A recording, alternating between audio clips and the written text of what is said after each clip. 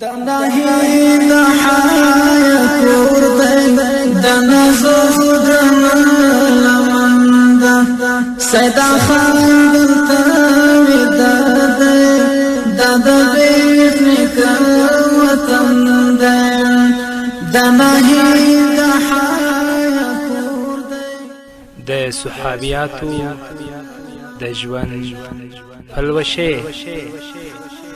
درنو اوریدونکو ستاسو پام راړو د الحاج مولوي محمد یاسین فهیم صاحب د صحابیاتو د ژوند د پلوشو و خپرونو ته.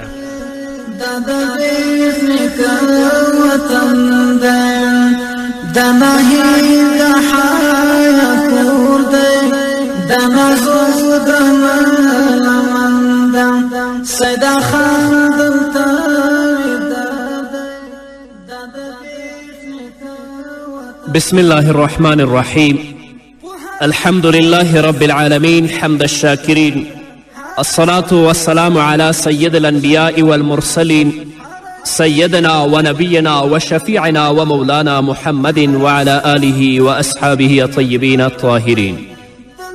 قدرمنو اوریدونکو د ژوند د لارې د خپرونې مینوالو، السلام علیکم ورحمة الله وبرکاته. ستاسو روغتیا او خوشحالي د پاک رب نه غواړم، په دې هیله چې د صحت او عافیت جامې پر تن ولرئ او خوشحالي مو په برخه وي. دا دی زه محمد یاسین فهیم د ژوند د لارې د خپرونې په وړاندې کولو کې ستاسو په خدمت کې یم. زموږ د نن ورځې د خپرونې موضوع بیا هم د صحابیاتو د ژوند پلوشې. قدرمنو اوریدونکو، په نننۍ خپرونه کې به انشاء الله تاسو ته د څو صحابیاتو رضی الله عنهن په هکله معلومات درکو. لومړنۍ رقیقه بنت ابي صیفي. نوم رقیقه، د پلار نوم ابو صیفی بن هاشم، تری عبدالمطلب او عباس، او د دې ورونه د عباس رضی الله تعالی عنه د تره زامن کیږي. عبدالمطلب پر خپل یتیم لمسی محمد رسول الله صلی الله علیه وسلم باندې ډیر شفقت کوه او هغه د کعبې تر سوري لاندې پر خپل فرش باندې کیناوه. عبدالمطلب چې د رسول اکرم صلی الله علیه وسلم نیکه و، د هغه لپاره به د کعبې په سوري کې فرش هواریده. تر څو به چې عبدالمطلب رانغی، د عبدالمطلب زامن به په هغه فرش باندې نه کیناستل، اما محمد رسول الله صلی الله علیه وسلم به چې کله راغی، رسول الله به راته په هغه فرش به کیناسته. د رسول اکرم صلی الله علیه وسلم ترونو به دا غوښتل چې رسول الله په دې فرش باندې پرېنږدي، اما عبدالمطلب به د خپلو زامنو ته ویلي دعو ابني فإن له شأنا، زما زوی پرېږدئ چې په فرش باندې کښیني، ځکه هغه ته یو شان او مقام شته.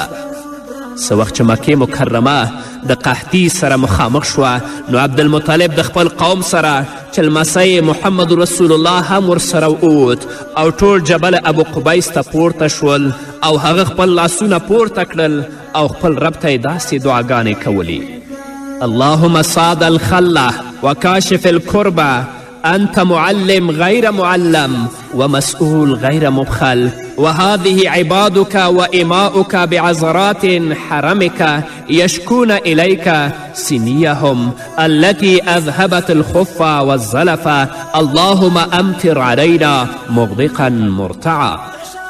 ای الله، ای د حاجت ادا کوونکیه، ای الله، ای د سختی آسانوونکیه، ته ښودونکی، تا ته څوک ښودل نه کوي، ته غوښتل شوی، ته بخل کوونکی نه یې، دا ستا د حرم بندگان او محتاجان دي، تا ته د وچکالي، چوري، پسونه او اوښانې له منځه ورته وړي شکایت او عرض کوي. ای الله، پر موږ ښه زیات باران چې ښه ژوند وکړو وروه، بیا ډېر ځنډ ونه شه، آسمان ښه باران اوروه، پر مکې او شاوخوا باندې خیر او برکت نازل شو. نو د قریشو مشرانو عبدالمطلب ته ویلي هنیئا لک ابا البطحه عاش بک البطحه، هنیئا لک ابا البطحه عاش بک اهل البطحه. ښه دې در په برخه شي ای د بطحه، یعنی ای د مکې د ناوې پلاره، ژوندي دې وي په تا باندې د بطحه خلک. د دې نه وروسته رقیقه بنت ابي صیفي رضی الله تعالی عنها د عبدالمطلب په صفت کې ځینې اشعار هم وایي. هغه وخت چې الهی پیغمبر صلی الله علیه وسلم په پیغمبري باندې مبعوث شو، نو فاطمه بنت اسد او زامنو یې په محمد رسول الله صلی الله علیه وسلم باندې ایمان راوړ چې دا د ابو طالب ښځه وه. نو رقیقه د ابو سیفي لور هم د اسلام منونکې شوه او هغې ډېرې هلې ځلې وکړې چې زوی مخرمه بن نوفل هم اسلام ومني، ولیکن زوی خپل ځان د اسلام په نه منلو سره محروم وګرځوه. بیا څه وخت چې قریش سره راغونډ شول او ویې غوښتل چې له هرې قبیلې څخه یو ځوان غوره کړي او بیا دغه ځوانان د تورو په یو ګزار سره الهي پیغمبر ووژني او په دې ډول د الهي پیغمبر وینه پر قبیلو تیته شي او بنو هاشم د الهي پیغمبر په باب له کسات اخیستلو نه عاجز شي. نو رقیقه چې د مشرکانو له قاتلانه تړون څخه خبره شوه نو ژر الهي پیغمبر ته ورغله او د هغو له تړون څخه یې محمد رسول الله صلی الله علیه وسلم خبر که او داسې ورته ویلې یا رسول الله ان قریشا قد اجتمعت تريد بیاتک اللیله. ای د الله رسوله بېشکه قریش سره راغونډ شوي دي غواړي چې تا دغه شپه ووژني. نو الهي پیغمبر صلی الله علیه وسلم علی بن ابي طالب رضی الله تعالی عنه ته امر وکړه چې په دغه شپه د هغه په بستره باندې پریوځي او هغه د خپل ملګري ابابکر صدیق رضی الله تعالی عنه په ملګرتیا د مدینې په لور د هجرت په نیت ووت. نو دا کار د هغې د ایمان په رښتینیوالي او د هغې د اسلام په ښهوالي او هم د هغې په وفا چې کله د الهي پیغمبر تر مخه عهد کړی و دلالت کوي، ځکه د مشرکینو د چل د مشرکینو د فریب نه رقیقې محمد رسول الله صلی الله علیه وسلم خبر که. هغه وخت چې الهي پیغمبر صلی الله علیه وسلم په مؤمنو ډلو د مکې د فتح کولو اراده وکړه نو د هغې لمسی مخرمه بن نوفل ابن رقیقه الهي پیغمبر ته راغی او د هغه تر مخې د خپل اسلام منلو اعلان وکړه. نو رقیقې د هغه پر مسلمانېدلو ډیره خوښي وکړه او دواړه تر مړینې پورې په خپل اسلامیت باندې باقی پاتې شول او په داسې وخت کې مړه شول چې د الله په وحدانیت او د محمد رسول الله صلی الله علیه وسلم پر رسالت باندې معتقد ول. الله د جنت د هغو ځای وګرځوي. دویمه امیمه بنت صبیح رضی الله تعالی عنها. نوم امیمه پلار صبیح بن حارس او زوی جلیل القدر صحابی حضرت ابو هریره رضی الله تعالی عنه دی. کله چې د اوس شاعر او بادار طفیل بن عمرو دوسی په مکه کې د الهي پیغمبر له کتلو وروسته اسلام قبول که نو بیا خپل قوم ته ولاړ او قوم ته د اسلام بلنه ورکړه، مګر قوم اسلام ونه منه او له هغو څخه یوازې حضرت ابو هریره رضی الله تعالی عنه د اسلام منونکی شو. او په جاهلیت کې د ابو هریره نوم عبدالشمس بن صخر و. نو الهي پیغمبر صلی الله علیه وسلم په عبدالرحمن سره ونوموه او کنیه یې ابو هریره وګرځوه ځکه هغه په خپل لستوني کې ځان سره په شکه ګرځوله، نو ځکه دې ته ابو هریره وایي. حضرت ابو هریره رضی الله تعالی عنه خپلې مور ته د اسلام او د حضرت محمد صلی الله علیه وسلم د متابعت بلنه ورکړه. مور د دې پر ځای چې د خپل زوی بلنه ومني هغه ته د الهي پیغمبر په باب بې ځایه خبره وکړه. نو حضرت ابو هریره رضی الله تعالی عنه د خپلې مور خبره الهي پیغمبر ته یاده کړه او دغه جریان د هغه د مور په خیر تمام شو. د امام مسلم په روایت حضرت ابو هریره رضی الله تعالی عنه فرمایی ما خپله مور چې مشرکه وه اسلام ته راوبلله، نو ما یوه ورځ هغه اسلام ته وبلله، نو هغې ما ته د الهي پیغمبر په باب څه ناروا خبره وکړه او هغه خبره چې زما مور ما ته د رسول اکرم صلی الله علیه وسلم په باب وکړه ما باندې بده ولګېدله. حضرت ابو هریره رضی الله تعالی عنه فرمایی نو د دې نه وروسته زه الهي پیغمبر صلی الله علیه وسلم ته راغلم او ما ژړا کوله. نو ما ویلې ای د الله رسوله ما خپلې مور ته د اسلام بلنه کوله او هغې به نه منله، نو نن ورځ ما بیا هغې ته د اسلام منلو بلنه ورکړه، نو هغې ما ته ستا په باب یوه خبره واوروله چې زما خوښه نه شوه، نو ته له الله څخه وغواړه چې هغې ته هدایت وکړي او اسلام ومني. نو الهي پیغمبر صلی الله علیه وسلم وویلې اللهم اهدي ام ابي هریره. ای پروردگاره ته د ابو هریره رضی الله تعالی عنه مور ته هدایت وکړه. حضرت ابو هریره فرمایي کله چې رسول اکرم صلی الله علیه وسلم دا دعا وکړه نو د رسول اکرم صلی الله علیه وسلم د مجلس نه زه په خوشحالي ووتم او چې د خپل کور دروازې ته راغلم نو وینم چې دروازه بنده ده او چې زما د پښو آواز یې اورېدلی و نو وی ویل په خپل ځای اوسه ای ابو هریره. نو ما د اوبو آواز او د اوبو شرهار واورید.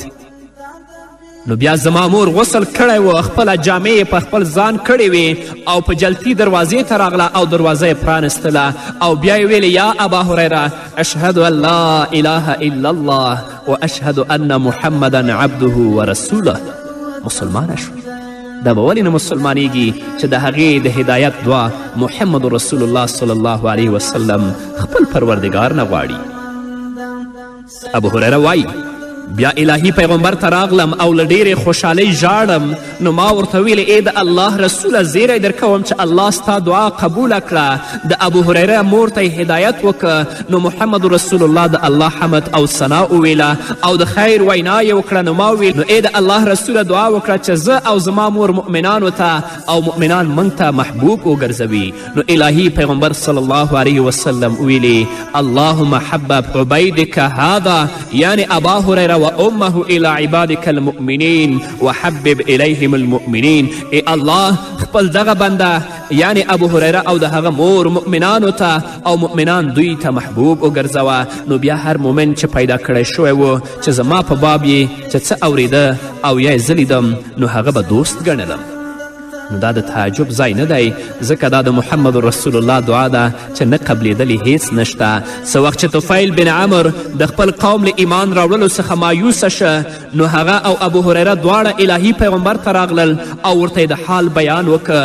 د ابوالیمان په روایت ابو هریره وایي طفیل بن عمر دوسی او د هغه ملګری الهي پیغمبر ته راغلل او هغو ویلې ای د الله رسوله دوس سرکشي وکړه او هغو منه راوړه نو ته دعا وکړه چې الله د هلاکت سره مخامخ کړي.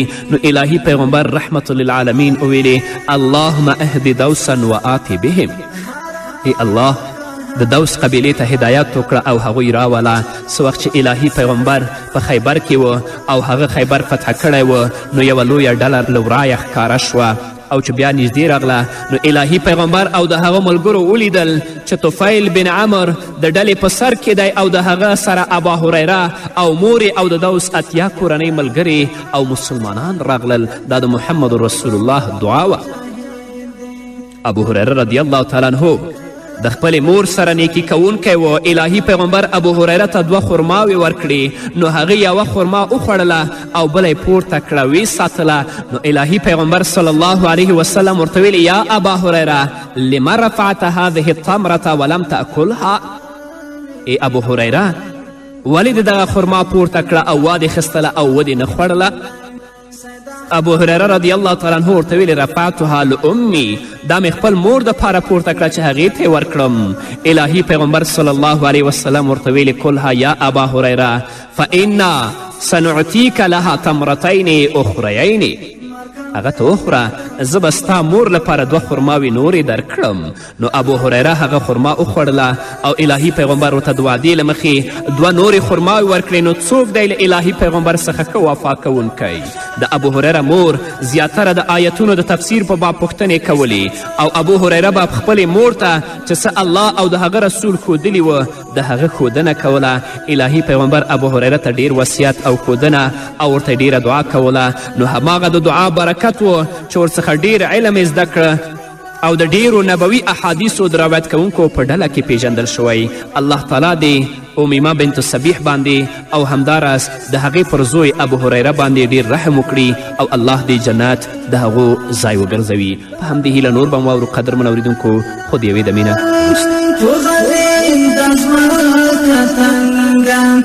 انقلاب مذاکره نور کسبین مالنگا دناهی دحایا کرده دنزو دنالمندا سیدا خان دلتاوی داده داده بیخنی که وطن د نهید د حیا کور دی د نازو د ملمند سیدا خان دلته د بیش نکا وطن دی په هر حال زلزله هر څوک یې نختر. قدرمنو اوریدونکو بیا هم زموږ سلامونه او نیکې هیلې ومنئ په دې هیله چې تر دې دمه تاسو زموږ ملتیا کړې وي. ریتا بنت منبه رضی الله تعالی عنها نوم یې ریتا، پلار یې منبه بن حجاج چې د بدر په ورځ د مشرکانو له وژل شوو څخه یو تن و.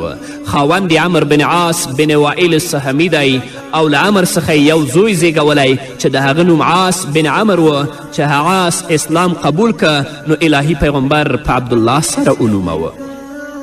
عمر د اسلام په مقابل کې د دښمني دریځ درلود او هغه له هغو دوو تنو څخه یو تن دی چې قریشو د حبشې پادشاه نجاشي ته لیږلی و.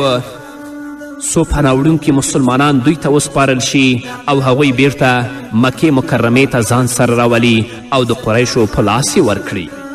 عمر د قریشو لخوا د حبشې نجاشي دینی او مذهبي کسانو ته سوغاتونه راوړي ول څو نجاشي د مسلمانانو د تسلیمولو په باب ورسره مرسته وکړي.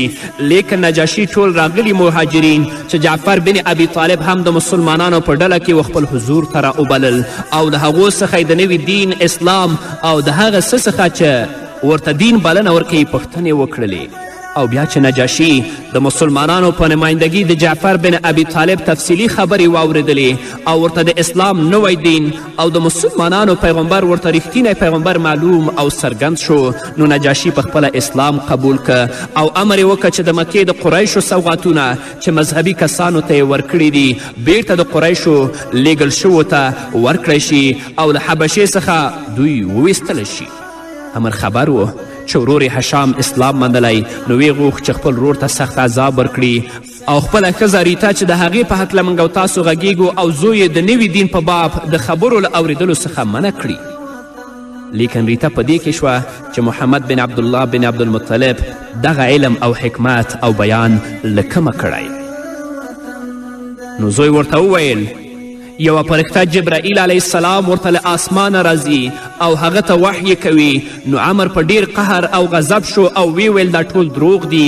آیا دا کیدای شي چې الله یو بشر سره خبرې وکړي؟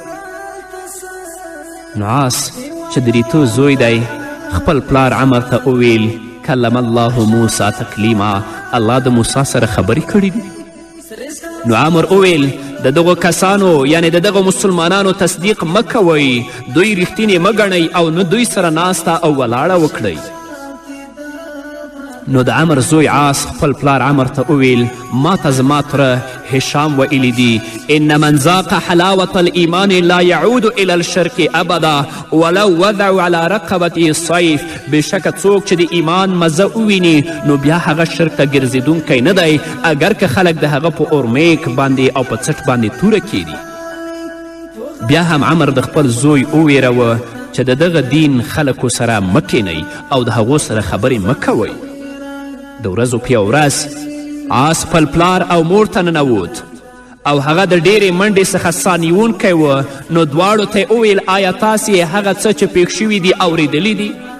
عاص او مور یې ریتې وویلې څه پیښ شوي دي؟ عاص ویلې بېشکه عمر بن خطاب رضی الله تعالی عنه مسلمان شوی. بیا عمر د خبرې د تصدیق او رښتینوالي دپاره له کور څخه ووت او چې خبر شو چې خبره رښتینې ده نو بیرته ژر کور ته راستون شو. نو ښځې ریتې ورڅخه پوښتنه وکړه چې آیا د زوی خبره رښتینې ده؟ عمر وویل هو د زوی خبره مې رښتینې ده، عمر بن خطاب مسلمان شوی دی. او د دغې وینا پسې دا هم وویل چې عاص هم اسلام منلی او مسلمان شوی دی. نو بیا دواړه د دنیا او آخرت خیر ته په جلتي کې شول. د احد د جنگ دپاره د مشرکانو دا فیصله شوې وه د جنګیالانو د هڅولو دپاره د ښځې هم ووځي. نو په دغه غرض ریتا بنت منبه چې د هغې په هکله باندې موږ او تاسو غږیږو د خپل خاوند عمر بن عاص سره، هنده بنت عتبه د خپل خاوند ابو سفیان سره، ام حکیم بنت حارث د خپل خاوند عکرمه بن ابي جهل سره وتلې وې تر څو د قریشو ځوانان د جنگ لپاره وهڅوي. او څنګه چې غشو ویشتونکو د خپل پیغمبر د امر او توصیې مخالفت وکړه او د غنایمو په هڅه او لټه کې شول، نو د مسلمانانو د ګټلي جنگ پله په بله شوه. مسلمانان د ماتې سره په احد کې مخامخ شول او جنگ د مشرکانو په ګټه تمام شو. بیا عاص بن عمر بن خطاب او عاص بن عمر بن عاص دواړه مدینې ته ورغلل او د الهی پیغمبر سره د اسلام په باب بیعت وکړه. نو الهی پیغمبر دواړو څخه د نامه پوښتنه وکړه او هر یو ورته خپل نوم عاص وښود. نو الهی پیغمبر ورته ویلې انتم عبید الله، تاسې عبید الله یی. د هغو نومونه یې عبدالله کیښودل. عمر ریتې ته خفه ورغی. نو ریتې ورته ویل حال څه دی؟ عمر وویل ستا زوی مدینې ته تیښته کړې او د محمد صلی الله علیه وسلم تابع شوی، د هغه دین یې منلی. ریتې وویل نو اوس ته څه کوې؟ عمر وویل زه دا وینم چې د دغه دین د منونکو سره پیوسته شو، ځکه خلک ډله ډله په دغه دین کې داخلیږي او مسلمانیږي. نو بیا ډیر ځنډ ونه شو. عمر خپل ځان د مدینې هجرت ته سنبال که او د ځان سره خالد بن ولید او عثمان بن طلحه ملګري کړل او درې واړه الهي پیغمبر ته ورغلل او ټولو اسلام قبول که او د اسلام پیغمبر سره بیعت وکړه. د مکې د فتح په ورځ ریتا بنت منبه د یو شمېر ښځو سره الهي پیغمبر ته راغله او ټولو د الهي پیغمبر سره بیعت وکړه. او بیا چې الهي پیغمبر د عمر کور ته راغی نو د ښه تاوده ښه راغلاس سره مخامخ شه. طلحه بن عبیدالله ویلي زه د رسول الله صلی الله علیه وسلم څخه د څه روایت نه کوم مګر د هغه چې ما اوریدلی دي. رسول الله ویلی دي ان عمر بن عاص من صالحي رجال قریش، بېشک عمر بن عاص د قریشو له صالحو سړیو څخه یو سړی دی. اگر که مخکې د دې نه چې د اسلام په مقدس دین باندې مشرف شي د محمد رسول الله په دښمنانو کې شمیرل کېده، اما کله چې د ریتې خاوند مسلمانیږي رسول الله د هغه په هکله وایي ان عمر بن عاص من صالحي رجال قریش، بېشک عمر بن عاص د قریشو له صالحو کسانو څخه یو کس دی. ریته د دین د چارو په باب له خپل زوی څخه ډیره پوښتونکې وه او هغې پر همدغه حالت مداومت او مواظبت وکړه تر هغه چې د مرګ داعي ته یې لبیک ویل او له فاني دنیا څخه د هغې سترګې پټې شوې. الله رب العزت دې په ریتې باندې رحم وکړي. الله رب العزت دې د هغې په خاوند عمر بن عاص باندې رحم وکړي او الله رب العزت دې د هغې په زوی باندې عبدالله باندې هم رحم وکړي. الله دې ټولو ته جنت ورکړي. نو قدرمنو اوریدونکو دا وه زموږ د نن ورځې خپرونه چې ستاسو درانه حضور ته وړاندې شوه. تر بلې خپرونې پورې چې زه بیا هم ستاسو درانه حضور ته راځم تاسو ټول په پاک رب سپارم. پاتې ژوندم نیکمرغه، ښاد، بریالي او کامیاب اوسئ.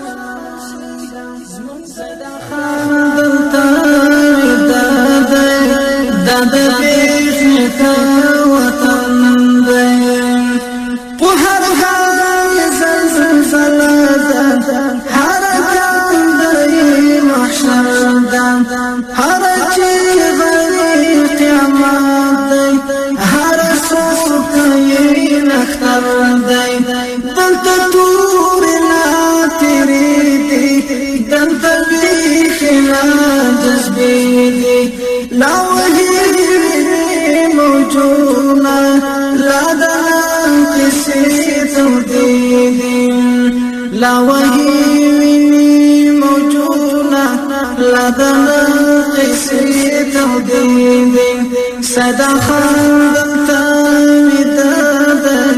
داد بيخنك وطن دناهي دحايا كورد دنا زودرنا لمن صدقا داد بيخنك وطن صدقا